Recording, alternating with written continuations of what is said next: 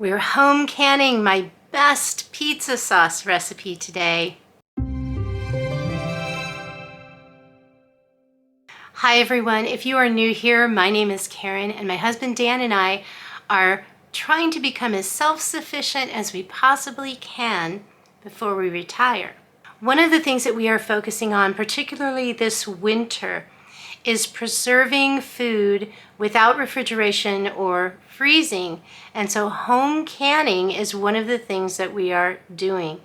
I got this recipe some years ago from my friend Donna, and it quickly became a hit because it is so delicious. If you have been around here, you know that I am on a near zero carbohydrate diet, but I'm not the only one that lives in this house. And my 20-somethings are coming for Christmas. They are not on an eating plan, and Dan is more of a keto diet person. But I am sure you know that pizza sauce isn't just for pizza. It makes an excellent dip for cheese sticks or fried ravioli, even for dipping a pickle in. And it can be used to jazz up soups or casseroles or any kind of pasta dish that you're making. I even saw a recipe that someone used leftover pizza sauce to make a salad dressing.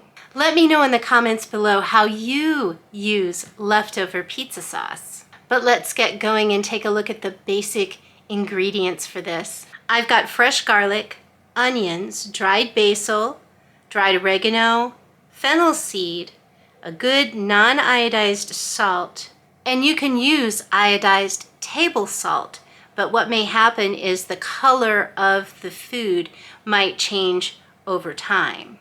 I've also got lemon juice, and if you like a sweeter pizza sauce like we do around here, I've got some sugar, or you could use any of the sugar substitutes of your choice. I'm showing tomato paste as well, but I will only need that if I need to thicken the sauce up for some reason. And finally, I've got 4 29-ounce jars. It's a mixture of tomato sauce and crushed tomatoes. The original recipe states to use 24 fresh, ripe garden tomatoes, and that's about 8 pounds of tomatoes. But I did not have a garden this past summer, and so I'm just using up some things that I have on hand already at the house. And there is an advantage to doing that. I am not going to have to cook this sauce down for hours to get it to the thick point that I like. I've got 12-ounce jars that I'll be canning in today. I feel like a cup and a half of sauce is a really good amount to do a couple of pizzas without wasting anything that is left over. So let's get to making this pizza sauce. The first thing to do is to mince 3 large cloves of garlic and chop 3 to 4 onions. My wonderful daughter is already home for the holidays, and so she is mincing the garlic for me.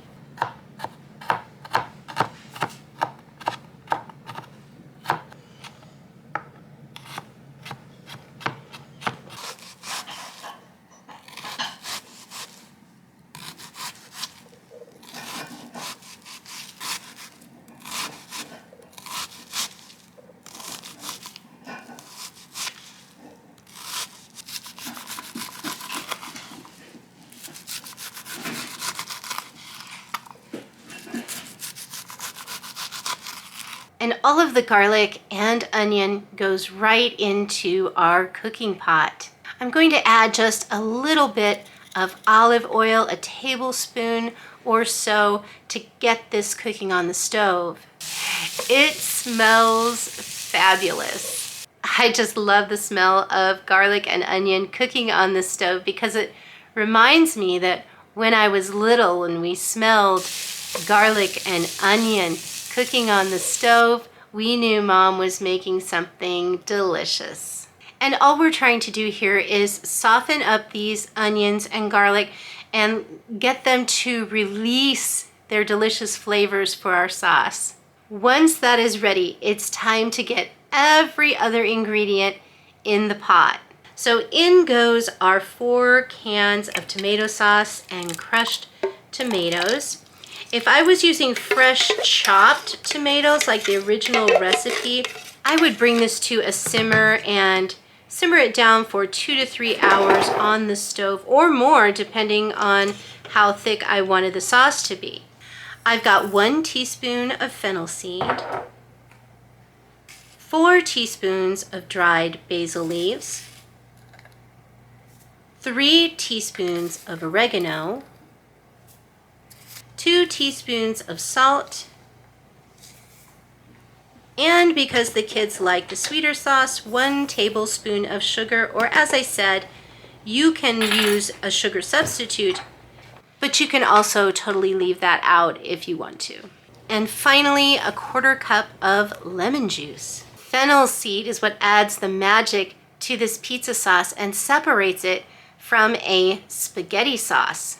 It gives that wonderful extra zing of flavor that is so great with all of your different pizza toppings. And I do want to mention a few words about the lemon juice. Tomatoes are considered a low acid food, and normally you would can low acid foods in a pressure canner. That would be the safe canning method for that. But for tomatoes, by adding some lemon juice to the recipe, we have changed the acidity, and now the acidity of this is high enough that we can use water bath canning. Water bath canning is my favorite because it's just easier and it takes less processing time. I'm going to let this come to a simmer, and then I'm going to simmer it for 15 to 20 minutes on the stove to let all of those flavors incorporate into this sauce. Now our sauce is done, and this next step is totally optional. If you like a chunkier pizza sauce or you don't mind the chunkiness, you can just leave it. It's done right now. But if you like a smoother pizza sauce, what you'll need to do is take a stick blender or even a regular blender and just whirl it around with that sauce until everything looks pretty smooth. I like my stick blender for this because it does leave enough smaller chunks that there is a good texture to the pizza sauce. Time to start filling our jars.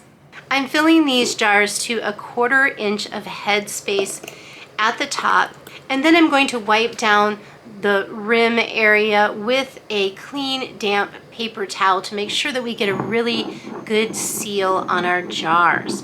Then I'll be adding the ring, and we're going to just tighten this to finger tight. And into the canner these go.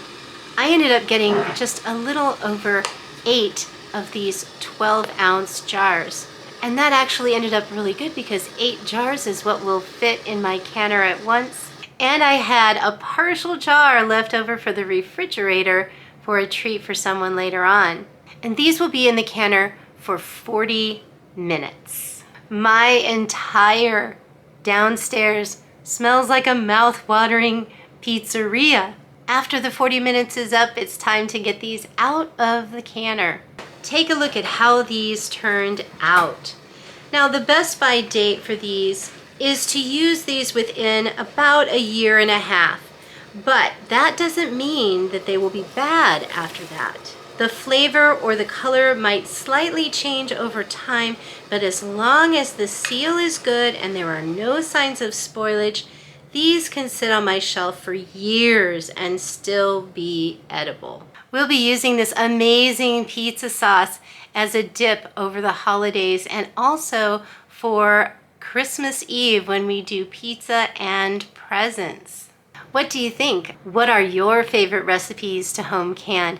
Please share that with me down in the comments below. And before I go, I want to let you know that there will be no midweek video next week because I will be celebrating Christmas with my family. Happy holidays to everyone. Go and enjoy your family and your friends, or just raise a toast to making it one more year. See you next time.